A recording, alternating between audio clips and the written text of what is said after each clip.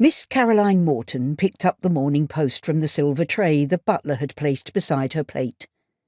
It was a bright, cheerful morning, and Caroline was alone in the breakfast parlour of the rented house on Half Moon Street.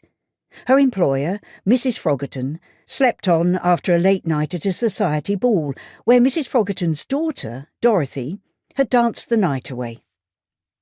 Caroline had attended the ball, but since she hadn't danced, she'd hardly exerted herself, and had risen at her usual time to start the day. The season was drawing to a close, and Caroline would soon need to decide whether she remained in Mrs. Frogerton's employ or sought another position in London. Her employer had strongly indicated that even if Dorothy chose to marry at the end of the season, which seemed more than likely, Caroline would be more than welcome to accompany Mrs. Frogerton back north. Despite her initial trepidation in taking a paid position after being left penniless by her feckless father, Caroline had come to admire Mrs. Frogerton. She treated Caroline like a daughter and had already supported her through several trying events, including a family murder.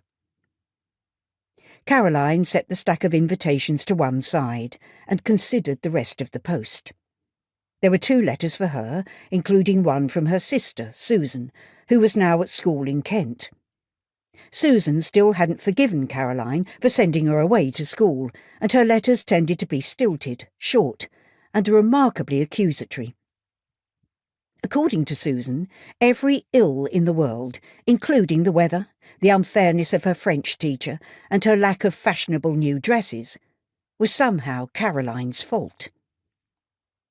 Caroline put the letter in her pocket.